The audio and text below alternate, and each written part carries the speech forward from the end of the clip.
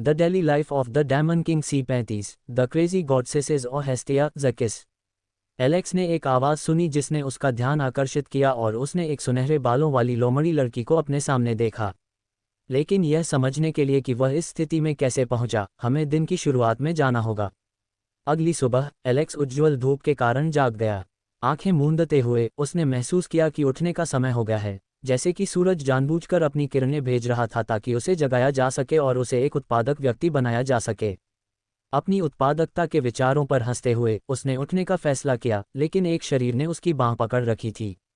उसने सोचा कि यह हेस्टिया है, क्योंकि ये देवी अक्सर रात में उसके बिस्तर में घुसकर उसे तकिए की तरह पकड़ लेती है। आलसी देवी को जगाने का फैसला करते हुए एलेक्स ने धीरे से उसे हिलाया। हेस्टिया, उठो, हमें पैक करना होगा, एलेक्स ने धीरे से कहा। जैसे ही उसने उसे जगाना जारी रखा, उसने देखा कि कंबल के नीचे से झांकते बाल काले नहीं थे, बल्कि लाल थे। ये देखकर एलेक्स ने सोचा, the daily life of the diamond king C36, the diamond king and the quotation.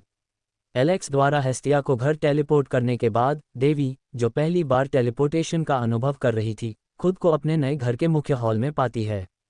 चक्कर आना और जी मिचलाना महसूस करते हुए हेस्टिया ने गिरने से बचने की कोशिश की और खुद को स्थिर करने के लिए पहला वस्तु पकड़ लिया। आसपास देखते हुए हेस्टिया ने महसूस किया कि वह घर पर है और एक समूह लड़कियां उसे खुले मुंह से घूर रही हैं। हेस्टिया ने उन पर कोई ध्यान नहीं दिया, उसके विचार पूरी तरह से एलेक्स पर केंद्रित थे, जिसका पीछा देवी कर रही थीं। हेपेस्ट, जो हेस्टिया को हॉल के बीच में देख रही थी, ने महसूस किया कि कुछ गलत है। हेपेस्ट्स ने सोचा कि डेट खराब हो गई है और अब हेस्टिया परेशान है। अपने मित्र को सांत्वना देने का फैसला करते हुए हेपेस्ट्स हेस्टिया के पास गई। हेस्टिया, चिंता मत करो, अगर डेट अच्छी नहीं रही, तुम्हारे पास भविष्य में और मौका होगा, हेपेस्ट्स ने हेस्टिया के कंधे पर हाथ रखते हुए कहा।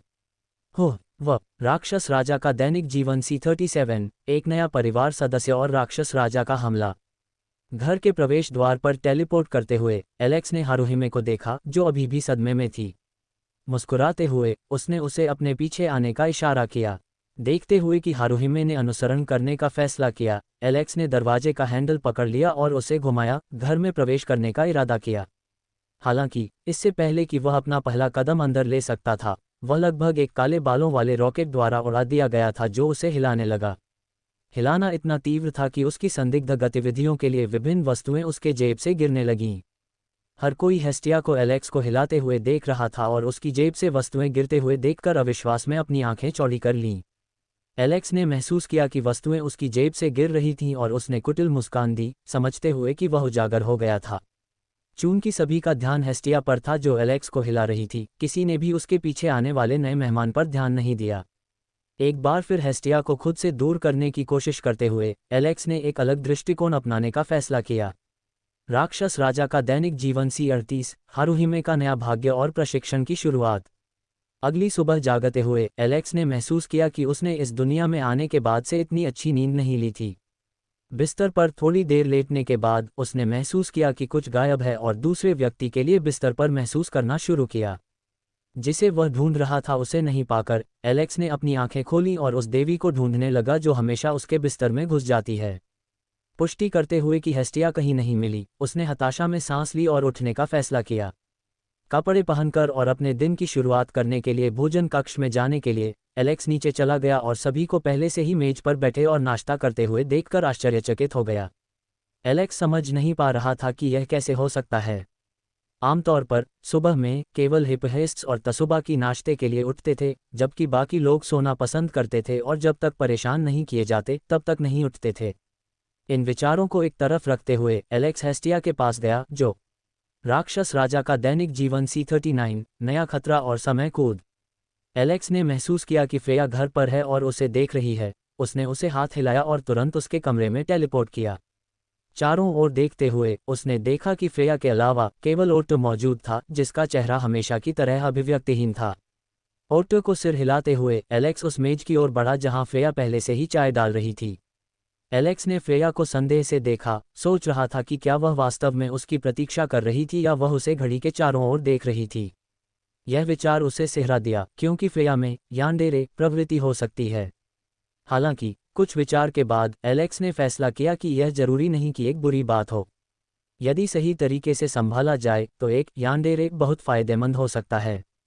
एलेक्स ने फैसला किया कि वह फ्रेया की गतिविधियों को थोड़ी देर और देखेगा। अनिश्चित था कि यह वही फ्रेया थी जिसने कैनन में एक पूरे शहर को ब्रेन वॉश कर दिया था कि बेल उसका फैमिलिया का हिस्सा था और हेस्टिया ने उसे चुरा लिया था। मैं देख रहा हूं कि आप मेरी प्रतीक्षा कर रही थी, एलेक्स ने कहा, मेज पर बैठते हुए और फ्रेया को देखते हुए। क्या राक्षस राजा का दैनिक जीवन C40, हेस्टिया अपहरणकर्ता या एक और अधीनस्थ? हिपहेस्ट की गोद से उठते हुए एलेक्स जानना चाहता था कि हेस्टिया ने सुबह में किसे अपहरण किया था। जब वह खड़ा हुआ, उसकी आंखें हेस्टिया की आंखों से मिलीं, जो किसी को परिवार में शामिल होने के लिए आमंत्रित करने में खुद पर गर्व महसूस कर रही थी। एलेक्स ने उसकी आत्मसंतुष्ट अभिव्यक्ति पर आंखें घुमाईं। फिर उसने उस व्यक्ति को देखा जिसे हेस्टिया लाई थी, और उसकी आंखें आश्चर्य से चौड़ी हो गईं। इंद्रधनुषी रंग की आंखें लाल आंखों से मिलीं। एलेक्स की तीव्र दृष्टि के तहत वह व्यक्ति शर्मिंदा हो गया और दूर देखने की कोशिश करने लगा। उसके सामने एक युवा लड़की खड़ी थी जिसके मध्यम लंबाई के सफ़ेद बाल और लाल आंखें थीं। उसका पूरा व्यवहार देखा मैं। राक्षस राजा का दैनिक जीवन C41, नया गोलीत और नए उपाधि। प्राप्त सभी जानकारी को प्रोसेस करने के बाद एलेक्स केवल सांस ले सकता था, महसूस करते हुए कि साविना के पास कोई उपयोगी जानकारी नहीं थी। वह बस एक प्यादा थी, आंख बंद करके आदेशों का पालन कर रही थी। इसलिए उसने हमला किया जब एलेक्स ने थानाटोस का अपमान करना शुरू किया। हो सकता है कि उसके एरोस के लिए भावनाएं थीं, जिसे एलेक्स ने मार डाला था। मूर्ख अधीनस्थ अपने स्वामी का अपमान होने पर खुद को नियंत्रित नहीं कर सकी। एलेक्स ने साविना को दया से देखा, समझते हुए कि वह अपने देवता के लिए बस एक तोप का गोला थी। हालांकि उसके पास एक उपयोगी जानकारी थी। उसका कार्य गोलीत में एक अंधेरे क्रिस्टल को प्रत्यारोपित करना था ताकि ये देखा जा सके कि यह एक मॉन्स्टर रेक्स पर कैसे काम करेगा। ऐसा लगता है कि वह सफल रही क्योंकि एलेक्स के समूह के आने पर गोलीत नहीं दिखाई दिया, जिसका अर्थ है कि राक्षस क्रिस्टल को अवशोषित कर रहा था। अब आपके साथ क्या करना चाहिए? एलेक्स ने पूछा, जानकारी पर विचार करते हुए और फर्श पर लेटी आधी मरी हुई लड़की को देखते हुए। साविना ने कुछ कहा, लेकिन एलेक्स सुन नहीं पाया और रहा था कि वह स्थिति को नहीं समझती थी और कुछ गलत करने के डर से हिलने से डरती थी। एलेक्स ने उसे तनावपूर्ण दृष्टि से देखते हुए महसूस किया कि उसे इतनी जल्दी नहीं आना चाहिए था। उसकी आगमन की उम्मीद लगभग 6 महीने बाद थी। लड़की उसकी दृष्टि से डरकर हिपहेस्ट्स के पीछे छिपने की कोशिश करने लगी। राक्षस राजा का दैनिक जीवन C42, पारिवारिक रात्रिभोज और इश्तार की योजनाएं। एलेक्स का समूह प्रजनन की मेजबान पर पहुंचा और देखा कि रेस्तरां ग्राहकों से भरा हुआ था जो अच्छा समय बिता रहे थे। देखते हुए कि कोई खाली सीटें नहीं थीं, एलेक्स ने भारी सांस ली, महसूस करते हुए कि वे आज बेला के शामिल होने का जश्न नहीं मना पाएंगे। लड़कियों ने उसकी सांस को देखा और कुटिल मुस्कानें दी। लिली ने शरारत से मुस्कराते हुए कहा कि एलेक्स वेट्रेस को घूरने में सक्षम नहीं होगा। एलेक्स ने अंदर जाने का फैसला किया कि क्या कोई उपलब्ध सीटें हैं, और लड़कियों ने उसका पीछा किया। रेस्तरां में प्रवेश करते हुए एलेक्स ने एक खाली मेज या दोस्तों को ढूंढना शुरू किया जिनके साथ वे शामिल हो सकते थे। उसी समय एक वेट्रेस उसके पास आई। एलेक्स न्यान, आप फिर से यहाँ हैं, अन्या ने समूह के पास आते हुए कहा। अन्या न्यान, मैं देख रहा हूँ कि आप फिर से आलसी हो रही हैं, एलेक्स ने बिल्ली लड़की को देखते हुए कहा। बेला ने एलेक्स की बातचीत सुनी और अन्या को देखने के लिए मुड़ी। एलेक्स द्वारा इतनी सहजता से बात करने पर शर्मिंदा हो गई। राक्षस राजा का दैनिक जीवन C43, प्रेम की देवी की जुनून और देवता का अपहरण। समूह ने रात का खाना खत्म करने के बाद हर कोई फैलने लगा। बाद में हेस्टिया के घर मिलने की योजना बना रहा था। लोकी फैमिलिया की लड़कियों ने घर नहीं जाने का फैसला किया और सीधे वहां जाने का फैसला किया। लोकी ने सोचा कि वह उनके साथ चल सकती है, लेकिन उसने देखा कि कोई भी उसके पीछे नहीं आ रहा है। उस समय उसे एहसास हुआ कि उसे अकेले जाना होगा। वह एक खराब बच्चे की तरह व्यवहार करने लगी जो छोड़ दिया गया था। तुम मेरे साथ क्यों नहीं चलना चाहते? लोकी ने रोते हुए कहा, जिससे रास्ते से गुजरने वालों का ध्यान आकर्षित हुआ। मुझे लगा कि हम परिवार हैं। मुझे अकेले घर क्यों जाना होगा? लोकी फैमिलिया की लड़कियों ने अपनी देवी के व्यवहार पर आंखें घुमा लीं। एलेक्स, उन्हें मेरे साथ चलने के लिए कहो। अगर मेरे साथ कुछ होता है तो क्या होगा? लोकी ने चिल्लाते हुए एलेक्स के पास दौड़कर उसकी बांह पकड़ ली। उसे छोड़ दो, चपटी छाती वाली। उसे अभी भी फ्रेया को लेने जाना है, हेस्टिया ने विरोध किया, लोकी को एलेक्स से दूर खींचने की कोशिश करते हुए। नहीं, मैं तब तक नहीं छोड़ूंगी जब तक वह लड़कियों को मेरे साथ चलने के लिए नहीं कहता। राक्षस राजा का दैनिक जीवन C44, थानाटोस की पूछताछ और साथियों के नाम। एलेक्स के गायब होने के बाद अपने आरामदायक घर पर थानाटोस को आमंत्रित करने के लिए देवियों का समूह इस बारे में अनिश्चित था कि क्या करना है और उस कुर्सी के बारे में जिज्ञासु था जिसका एलेक्स ने उल्लेख किया था।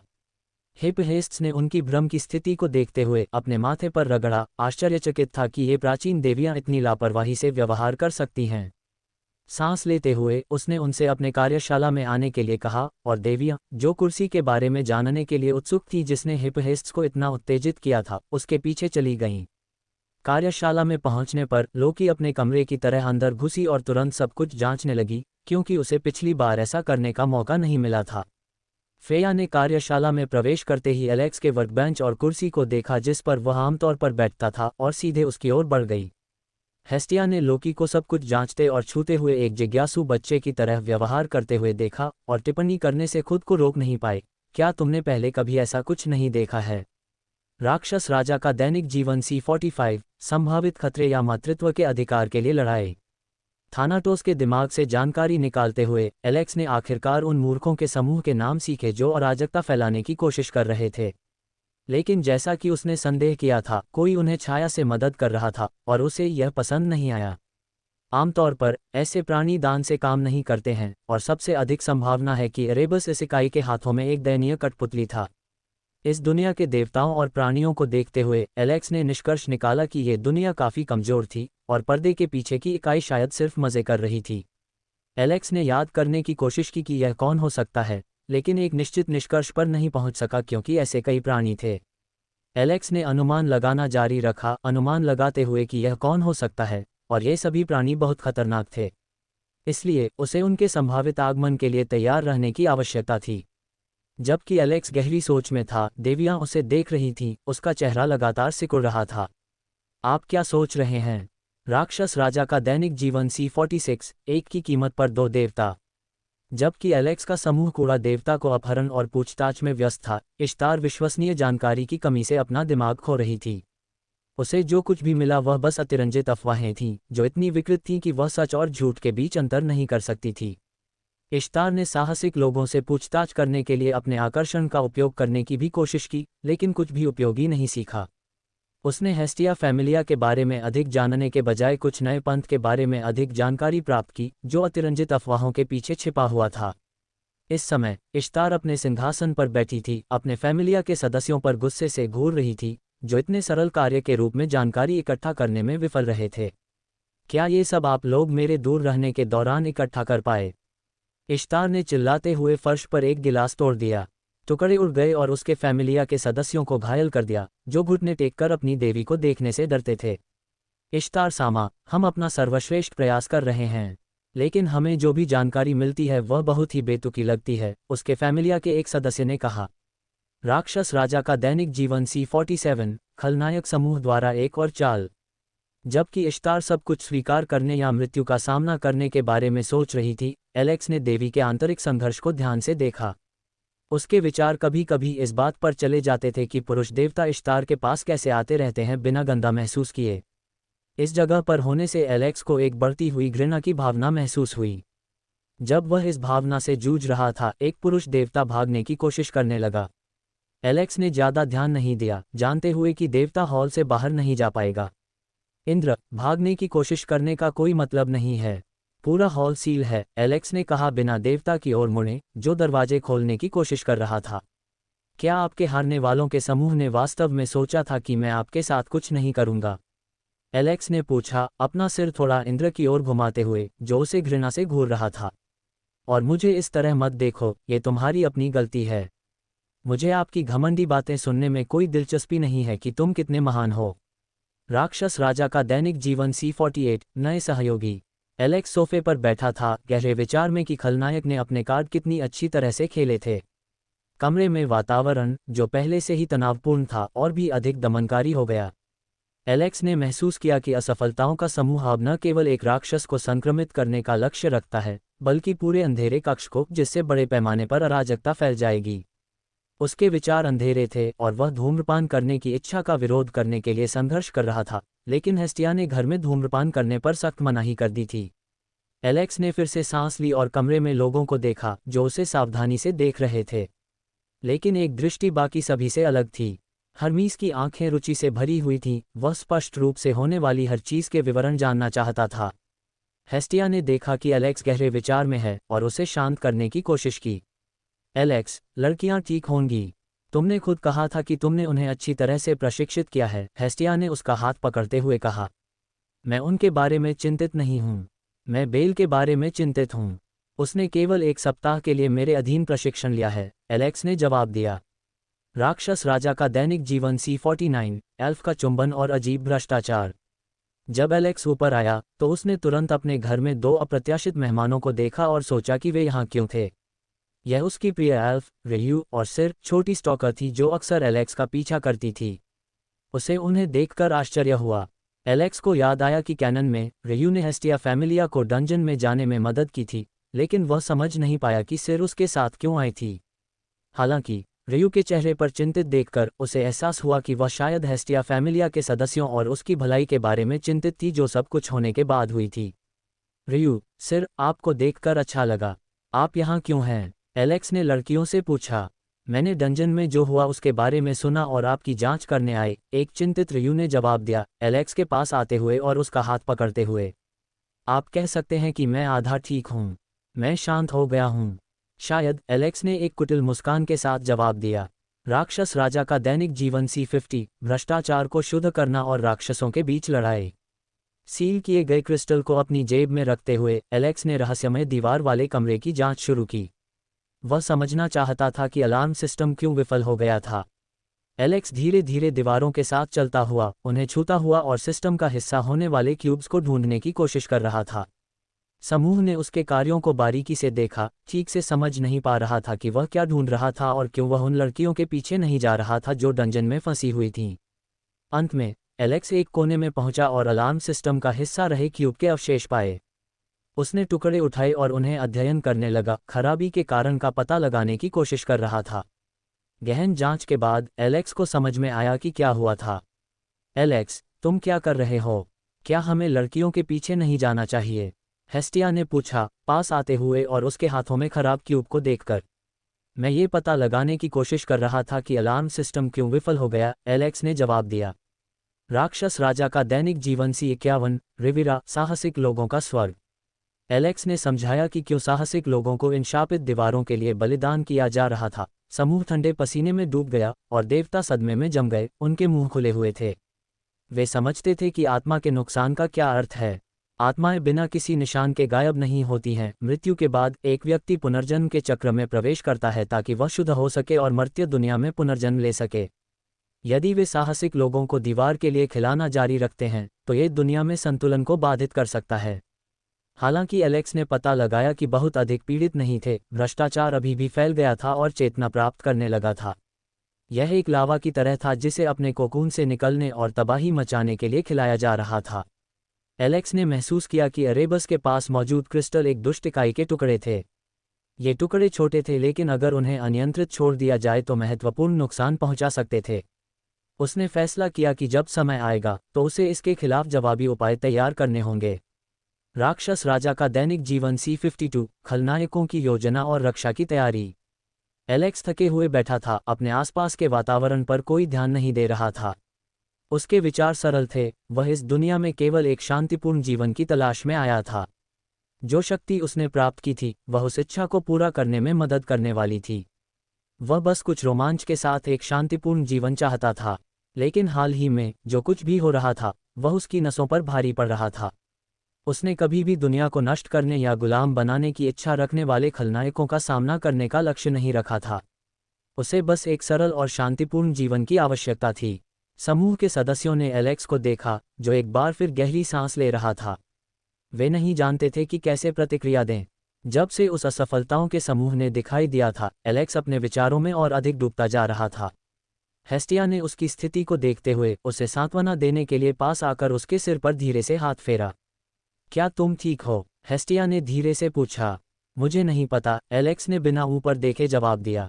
मैं बस यही चाहता था। राक्षस राजा का दैनिक जीवन C53, डंजन में एक डेट और युद्ध की तैयारी। एलेक्स खड़ा था, गहरे विचार में कि कहाँ से शुरू करना है। वह जानता था कि उसे साहसिक बस्ती के लिए रक्षा व्यवस्था स्थापित करनी होगी और फर्श को मजबूत करना होगा ताकि डंजन गार्जियन के प्रकट होने की स्थिति में विनाश को रोका जा सके। उसे हेस्टिया की रक्षा भी करनी थी अगर खलनायक ने बंधकों को लेने का फैसला किया, जैसा कि एक सामान्य खलनायक करेगा। इस बीच एस धैर्यपूर्वक एलेक्स के निर्णय का इंतजार कर रही थी, अपनी आंखें उससे नहीं हटा रही थी। एलेक्स से मिलने से उसके भीतर नए अपरिचित भावनाएं जागृत हुई थीं। वह ठीक से समझ नहीं पा रही थी कि वह क्या महसूस कर रही थी, लेकिन हर बार जब वह एलेक्स को देखती थी तो वह उसे छूना या गले लगाना चाहती थी। उसका दिल उसे बता रहा था कि उसे उस समय एलेक्स के साथ रहने की जरूरत है, उसके पास रहने की। एस ने एलेक्स के चिंतित चेहरे को देखा और उसे गले लगाने की उसकी इच्छा और मजबूत हो गई। जब वह अपने बच्चे के रूप में था तो उसके लिए उसे गले लगाने की कल्पना करना आसान हो गया था। लेकिन हर बार जब वह ऐसा करने की कोशिश करती थी तो कुछ उसे रोक देता था, हालांकि वह ठीक से नहीं समझ पा रही थी कि क्या। राक्षस राजा का दैनिक जीवन C54 डंजन गार्जियन के खिलाफ लड़ाई। इधर रिविरा में स्थित बस्ती में साहसिक लोग जागने लगे। पिछला दिन एक भयानक बुरे सपने जैसा लग रहा था। उन्होंने जो कुछ भी देखा और सहन किया था वह एक कठिन परीक्षा थी।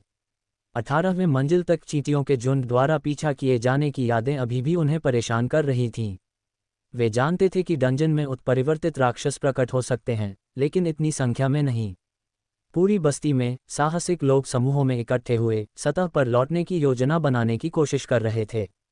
क्या आपको लगता है कि उस समूह ने सतह पर पहुंचने में कामयाबी हासिल की?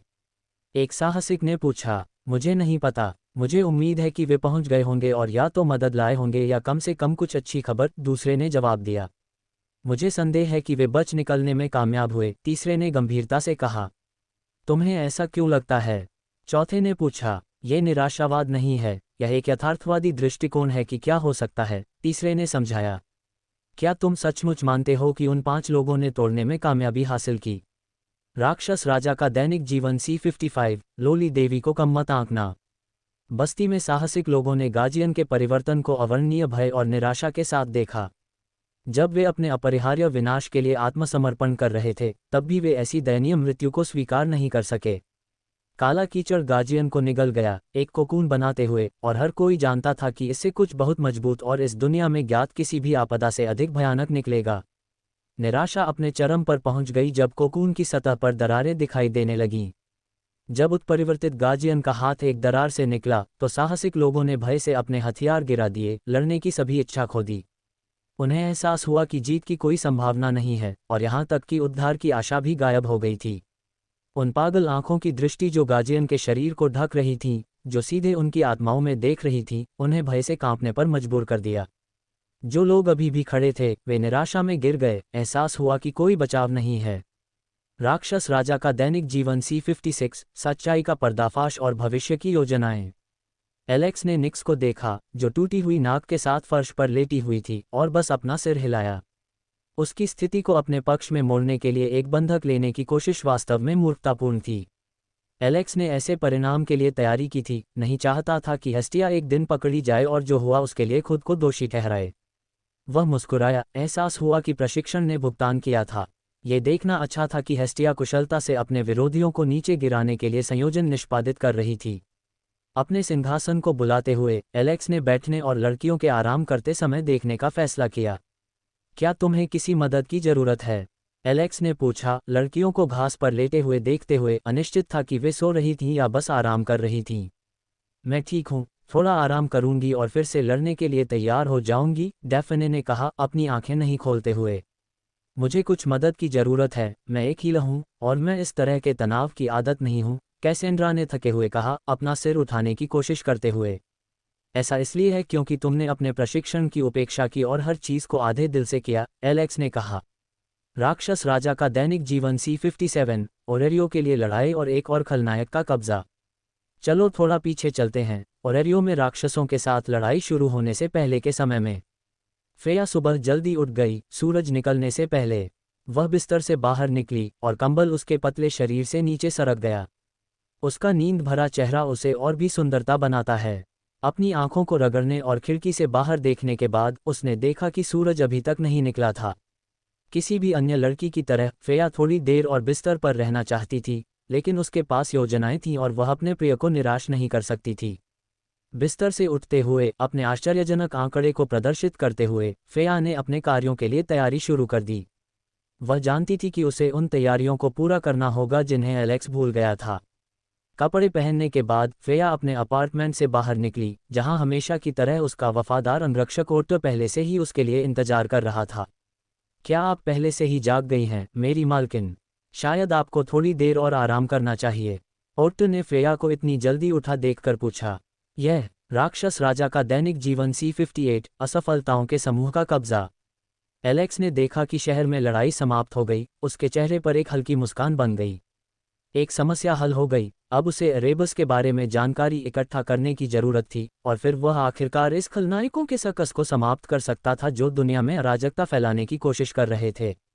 हालांकि एक विचार उसके दिमाग में आया, क्या वह इस गुट के हारने के बाद स्वतंत्र रूप से यात्रा कर पाएगा? आखिरकार एक और दुश्मन छाया में छिपा हुआ था। एक आंतरिक आवाज उसे बता रही थी कि चीजें इतनी आसानी से समाप्त नहीं होंगी। जब से उसने सीखा कि कोई छाया में छिपा हुआ है और इस समूह की मदद कर रहा है, तब से उसके मन में संदेह की भावना घर कर गई थी, जैसे कि वह आंतरिक आवाज लगातार कह रही थी, तैयार रहो, स्थिति बहुत संदिग्ध है। चाहे वह कितनी भी कोशिश करे इन विचारों को दूर करने की, वह तैयारी करता रहा। उन नायकों की तरह नहीं बनना चाहता था जो केवल संवेदी दोस्ती की शक्ति पर निर्भर रहते हैं। एलेक्स ने अपने विचारों को तोड़ दिया। राक्षस राजा का दैनिक जीवन C59, मूर्ख डायोनिसस और एलेक्स का क्रोध। डायोनिसस ने एलेक्स की इंद्रधनुषी आंखों में देखा, जो किसी भी गर्मजोशी से रहित लग रही थीं। उन आंखों में वह केवल ठंडी अवमानना देख सकता था, जो उसके बढ़ते क्रोध को ईंधन दे रही थी। अपने जबड़े को और भी सख्त होते हुए महसूस करते हुए उसने अपने क्रोध की लहरों को दबाने की कोशिश की जो उसकी योजना की विफलता के कारण हुई थीं।